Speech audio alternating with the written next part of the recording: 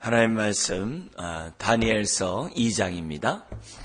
다니엘서 2장 우리 한 부분 읽도록 하겠습니다.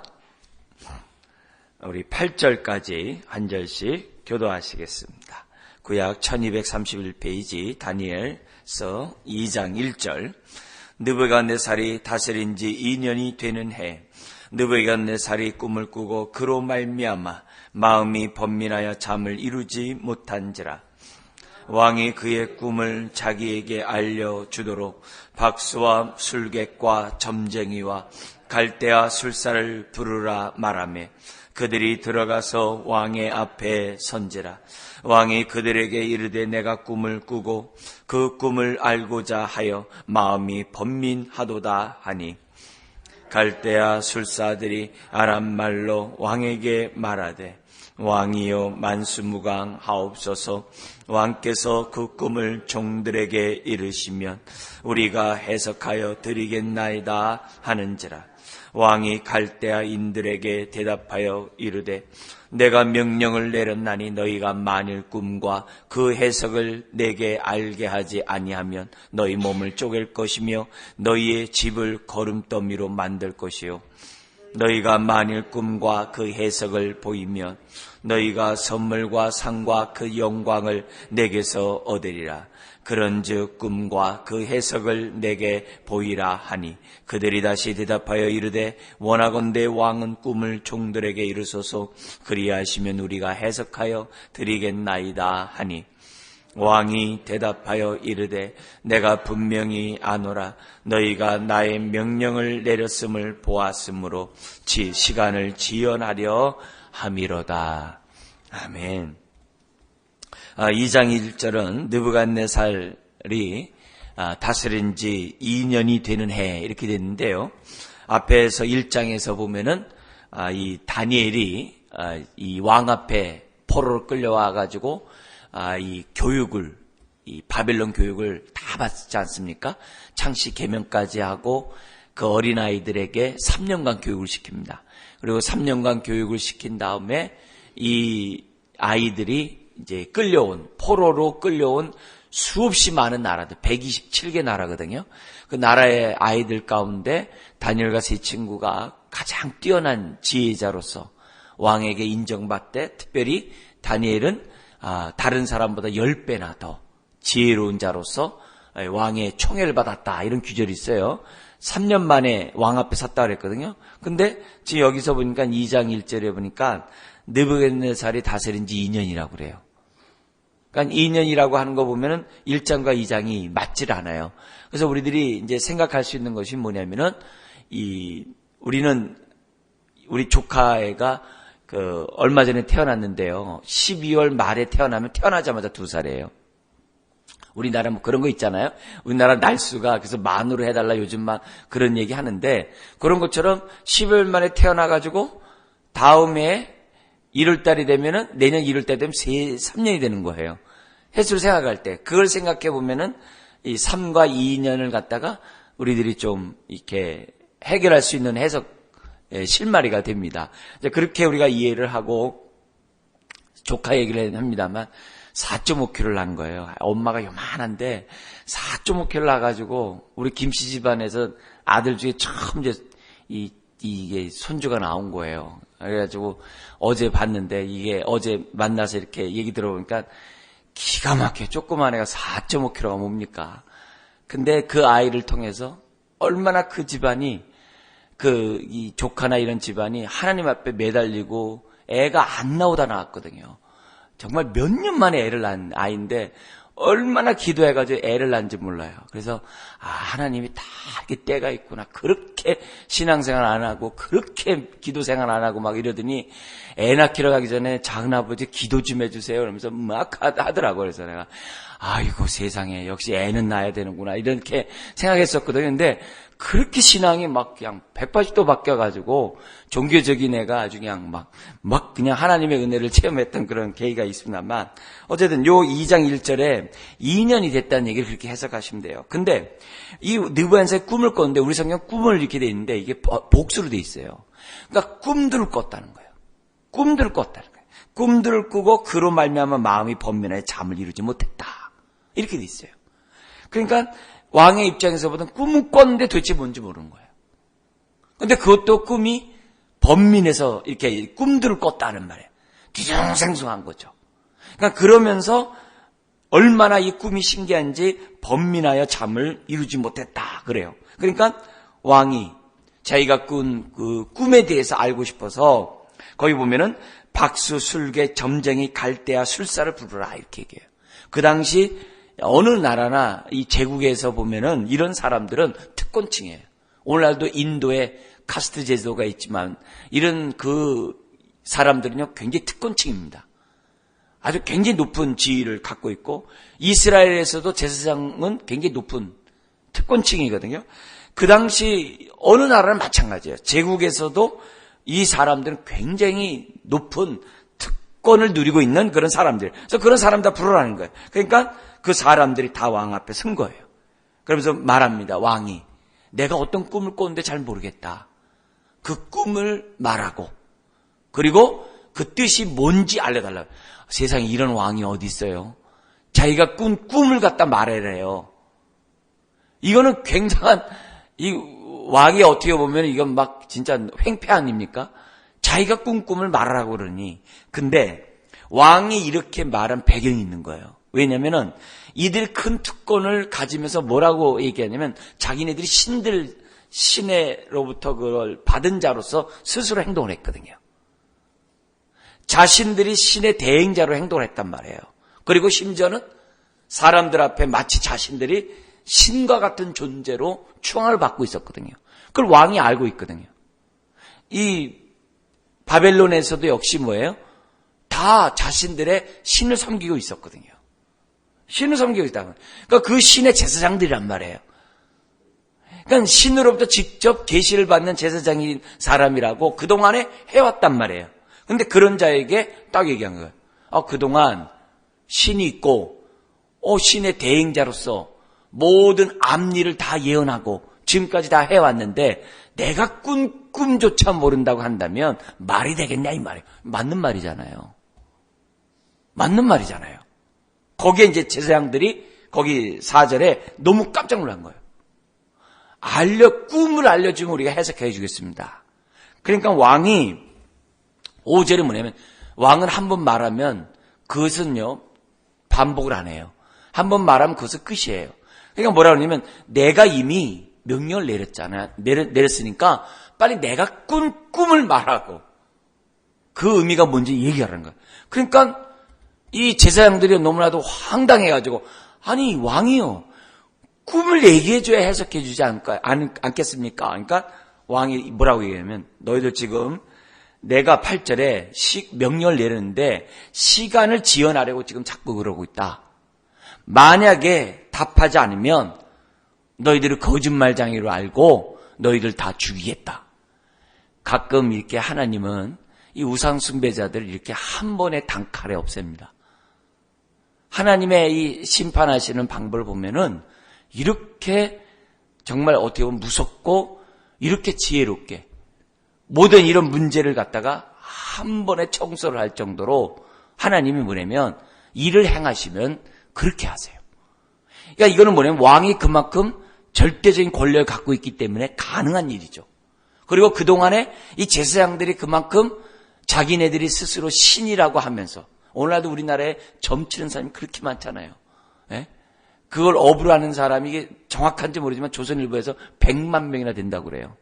뭐 타로서부터 시작해가지고 이런 사람들이 그걸 업으로 하는 사람이 100만 명이라는데 정확한 건 모르니까 조선일보 어쨌든 기자가 한 거예요. 여러분 지금 이렇게 교회는 이게 십자가라도 있어가지고 눈에 보이잖아요. 5만 교회가 있어요. 목회자가 그래서 10만 명입니다. 근데 그렇게 하는 사람들이 100만 명이라고 한다는 거는 우리나라가 무속국가예요. 이걸 놓고 정말 기도 많이 하셔야 돼요. 정말 우린 기도 많이 하셔야 돼요. 이런 부분에서 우리들이 정말 저거 하지 않으면 언제 먹힐지 몰라요. 그 가운데 우리를 많이 먹은 게 뭐예요? 그게 기복신앙이거든요. 다 모든 면에서. 근데 그들이 어떻게 행동해요? 마치 자신들이 신이냐. 결혼하라, 결혼하지 말라. 뭐 이렇게 하잖아요. 그죠? 결혼하라, 결혼하지 말라. 당신 내 운이 이렇게 되니까 지금 이렇게 해라. 모든 운명을 갖다가 좌우하는. 그래서 그들을 종으로 삼는 일들을 지금 일삼고 있거든요. 그러니까 이런 상황에서 그들이 자칭 신처럼 하는 이런 상황에서 왕이 딱 얘기하는 거예요. 내가 꿈을 마치라는 거예요. 이게 뭐예요? 그들의 한계인 거죠. 한계인 거죠. 여기서도 보여주는 거잖아요. 지금 그들의 한계가 뭔지를 보여주는 거잖아요. 이걸 우리들이 잘 기억해야 돼요. 그래서 함부로 뭐 점을 치거나 함부로 뭐 그런 데 가서 뭐 하거나 그건 장난이라도 하면 안 됩니다. 네. 왜요? 제가 아는 이 집사님이 어렸을 때예요. 집사님이 그 친구 따라서 그 보러 갔는데 자기 교회 다니니까 자기는 뭐냐면 안 한다고. 근데 기분 나쁠 거 아니에요. 아이 친구가 내가 돈 줄 테니까 한번 장난을 한번 해보라고. 나 안 한다고. 그래서 해보라고. 그래서 어차피 앉아 있었다니까. 그러니까 기분 나쁠 거 아니에요, 상대가. 그러더니 당신 이렇게 쭉 48자 보더니 당신 소방 맞을 상이기 때문에 당신 조심해야 된다고. 이렇게 겁을 준 거예요. 근데 자기 남편이 자기한테 굉장히 잘해주고 있었다는 거예요. 결혼한 지 얼마 안 됐기 때문에.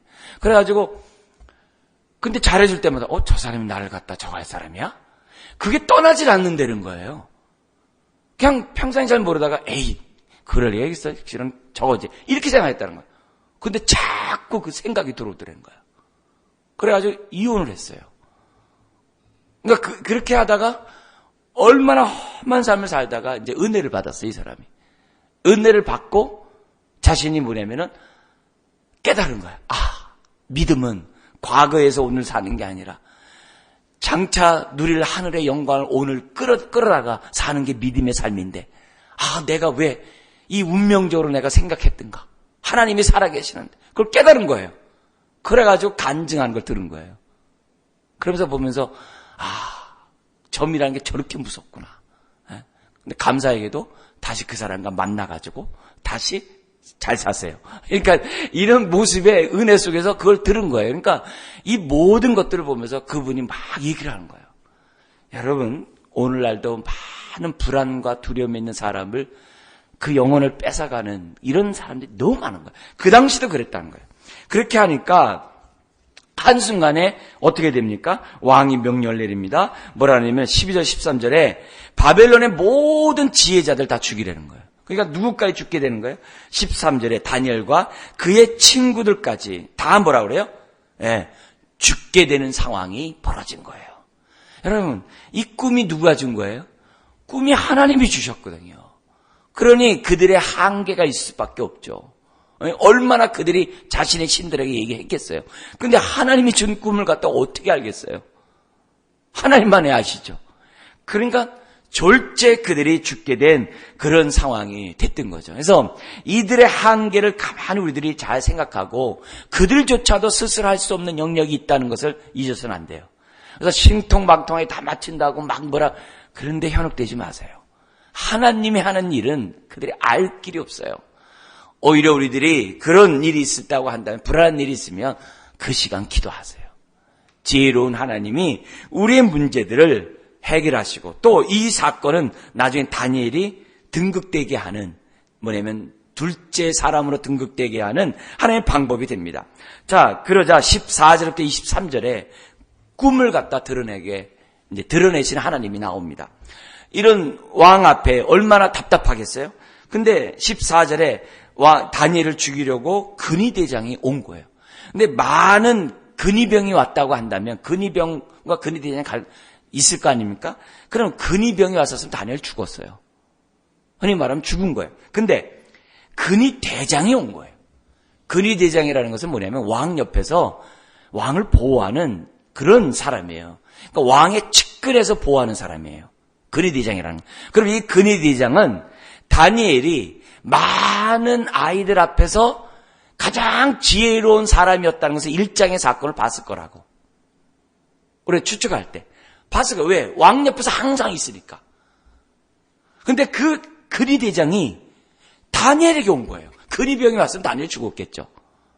근위대장인 아리옥이라는 이름을 갖고 있는 사람이 사람들을 죽이면서 다니엘에 딱 온 거예요.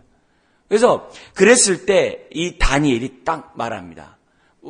이 명철과 슬기로운 말로 15절 같이 한번 읽겠습니다. 왕의 근위대장 아리오에게 물어 이르되 왕의 명령이 어찌 그리 급하냐 하니 아리오가 그 일을 다니엘에게 알림해. 다니엘이 무서워가지고 도망갔으면 돼요? 죽었겠죠. 근데 그 순간에 또 이 담대함이 있는 거예요. 담대함이 있어가지고서 묻는 거죠. 아, 도대체 뭐가 급하길래 이렇게 다 죽이려고 하느냐. 아마 그 당돌함에 아리옥이 뭐냐면 깜짝 놀랐는지 몰라요. 그러니까 이때 다니엘이 한 20살 때쯤 나이로 우리가 보이거든요. 우리 어제 우리나라 이 정현이라는 친구가 테니스로 세계 1위였던 그 사람을 갖다가 이겨가지고 8강으로 올라갔잖아요. 걔가 22살이에요. 얼마나 이 20살이 당찬지 몰라요. 옛날에 김연아 그 사람도 그 어렸을 때 그러잖아요. 그러니까 그 젊은의 어떤 그런 모습의 아주 그 기질이 딱 발휘되는 상황이에요. 얘기하라. 그러니까 그러면서 뭐라 그러냐면은 다니엘에게 다 말하자 16절에 다니엘이 말합니다. 왕에게 가서 시간을 주면 내가 그 해석을 알려드리리다. 이렇게 요청을 합니다. 그러니까 이 말을 또 근위대장이 들어요. 이게 하나님의 은혜죠. 그리고 왕에게 가서 이 말을 합니다. 그러자마자 17절, 18절에 다니엘의 주특기가 뭐예요? 이 기도거든요. 기도는 위급할 때 하는 게 아니에요. 기도는 평상시에 하셔야 돼요. 그럴 때 위급할 때 그 기도가 진가가 나타나는 거예요. 그러니까 급할 때마다 기도하는 것보다 평상시에 기도하는 것이 위급을 만났을 때 하나님의 지혜를 분별할 수 있어요. 그래서 그런 의미에서 다니엘은 평소에 기도했던 그 방식대로 나중에도 보면은 예루살렘을 향해 놓고서 늘 습관대로 기도했다고 그러잖아요. 이 다니엘의 모습이었거든요. 어린 나이에 뜻을 딱 정해놓고 기도하고 있는 사람인 것을 우리가 알 수 있어요. 그래서 17절 18절에 하나님 앞에 기도를 합니다. 기도를 하는데 이렇게 기도를 합니다. 이거는 오늘 우리들이 위기를 만났을 때, 어려운 일을 만났을 때, 이렇게 기도해야 되겠구나 하는 또 하나의 샘플이 됩니다. 여러분 시편에서 우리가 위기를 만날 때 우리가 어떻게 기도하라 했어요? 기본적으로요. 시편의 위기를 만날 때 가장 공통적인 기도 패턴이 뭐예요? 첫 번째는 주여. 그래서 여호와로 시작하는 모든 시편은 단식시예요. 주여. 두 번째는 뭐예요? 아시지요. 내가 당하고 있는 고통을 낱낱이 아래요. 근데 세 번째가 있어야 돼요. 우리의 기도가 푸념이 아니라 넋두리가 아니라 정말 우리의 기도가 응답받으려면 세 번째가 있어야 돼요. 그게 뭐예요? 하나님에 대한 신앙 고백이 반드시 들어가야 돼요. 하나님을 신뢰한다고 하는 신앙 고백이 세 번째 꼭 들어가요. 모든 시편 똑같아요. 그 다음 네 번째 뭐예요? 내 문제 해결해 달라고 간구를 해요. 근데 간구를 하는데 간구를 끝난 예가 거의 없어요. 간구 속에 뭐가 들어가냐면 내가 A라는 문제를 가지고 나왔는데 하나님이 그동안에 하나님 뜻대로 살지 않은 것을 회개시켜요. 그래서 네 번째는 간구와 플러스 회개가 꼭 들어가 있어요. 없는 시편도 있지만 대부분 다 들어가 있어요. 그리고 나서 다섯 번째가 뭐예요? 믿습니다예요. 그리고 여섯 번째가 감사 찬양으로 끝나요. 근데 다섯 번, 여섯 번째가 중복되기도 하고 없을 수도 있어요. 근데 기본적으로 첫 번째도 네 번째는 꼭 들어가 있어요. 없는 탄식시가 없어요. 똑같은 방식. 그걸 이제 시편을 통해서 우리가 알려주는데 여기에 다니엘 또한 어려운 일을 겪었을 때 자신들이 어떻게 그 문제를 해결하는 또 하나의 샘플이 있어요. 근데 원칙은 똑같아요. 원칙은 다니엘의 기도도 아까 시편의 내용과 같아요. 왜요? 우리의 삶의 고통의 문제는 인간의 고통의 문제는 다 똑같게 돼 있어요. 근데 핵심은 뭐예요? 하나님이 누군지를 신앙 고백이 꼭 들어가 있다는 거예요. 그 신앙 고백만 모아놓은 게 뭐예요? 시편 23편과 같은 신뢰시예요. 왜? 그 6절이 다 하나님의 이름이잖아요. 그게 신앙 고백이거든요. 그러니까 그런 의미에서 여기서 그대로 나오고 있습니다. 그래서 17절 18절에 이에 다니엘이 자기 집으로 돌아가서 그의 친구 하나냐와 미사엘과 아사랴에게 그 일을 알리고 이제 같이 기도하자는 거죠. 그러면 18절에 하늘에 계신 하나님이 이 은밀한 일에 대하여 불쌍히 여기사 다니엘과 친구들이 바벨론의 다른 지혜자들과 함께 죽임을 당하지 않게 하시기를 그들로 하여금 구하게 하니라. 여기서도 뭐예요? 기도하되 누구에게 기도하라고요? 하늘에 계신 하나님이. 그리고 이 은밀한 일에 대하여 불쌍히 여기사. 이런 말씀 속에서 뭐냐면 벌써 뭐예요? 모든 탄식시의 모습과 같은 패턴이라는 것을 우리들이 알 수 있어요. 알 수 있어요. 그러면서 하나님 앞에 이제 기도를 하니까 어떻게 나타납니까? 19절에서 또 24절에 하나님이 나타납니다. 뭐라고 하냐면 뭐라고 이렇게 돼요. 19절에 이에 이 은밀한 것이 밤에 환상으로 다니엘에게 나타나 보이시매. 여러분 꿈을 꾼 게 아니라 환상으로 보여주셨어요. 여러분 환상을 보면 얼마나 아주 확실하겠습니까? 얼마나 분명하겠습니까? 그죠? 얼마나 하겠어요. 그래서 환상으로 다니엘에게 나타나 보이매 다니엘이 하늘에 계신 하나님을 찬송하니라. 벌써 이 다니엘은 벌써 하나님 앞에 딱 서 있는 거예요. 벌써 1장에서부터 뜻을 정한 다니엘이잖아요. 그러게 해요.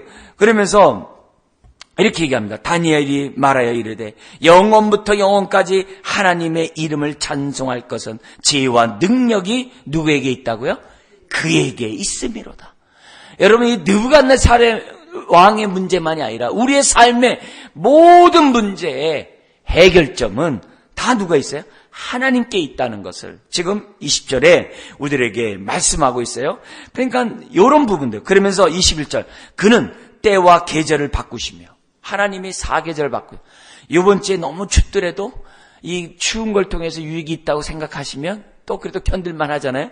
그래서 그는 때와 계절을 바꾸시며 왕들을 패하시고 왕들을 세우시며 지혜자에게 지혜를 주시고 총명한 자에게 지식을 주시는도다 하면서 그 꿈뿐만 아니라 꿈에 대한 뭐예요? 해석까지도 벌써 이 알고 있는 그런 얘기예요. 그러면서 22절 그는 깊고 은밀한 일을 나타내시고 어두운 데서 있는 것을 아시며 또 빛이 그와 함께 있도다. 여기 22절이 다니엘서의 요절이에요. 다시 한번 22절 읽겠습니다.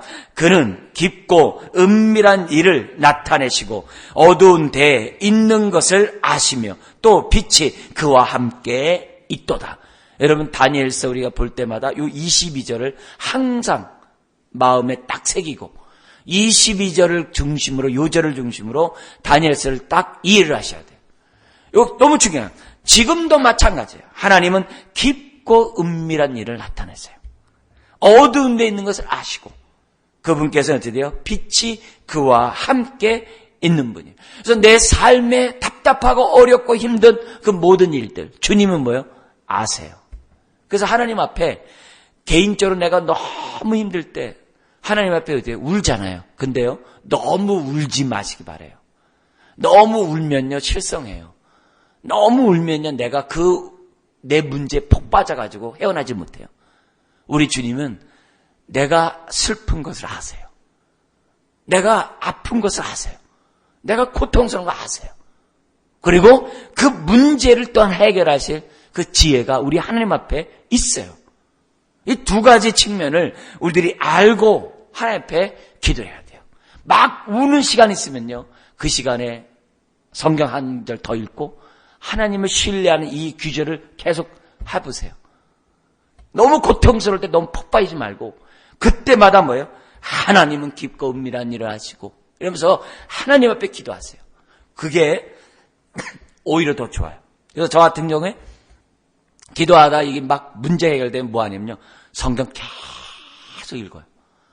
그럼 로마서 15장 4절인 것처럼 성경이 위로를 준다고 했던 것처럼 성경에서 위로를 받아요. 하나님이 성경을 통해 말씀하세요. 그러니까 막 너무 콕 빠지지 말고 자꾸 콕 빠지면 자꾸 성경 보세요. 보면서 하나님 하면서 계속 신앙 고백을 해보세요. 많은 유익이 있을 거예요. 그러면서 23절에 나의 조상들의 하나님이여 주께서 이제 내게 지혜와 능력을 주시고 우리가 주께 구한 것을 내게 알게 하셨사오니 내가 주께 감사하고 주를 찬양하나이다. 곧 주께서 왕의 그 일을 내게 보이셨나이다 하니라. 벌써 기도하니까 환상까지 다 보여준 거예요.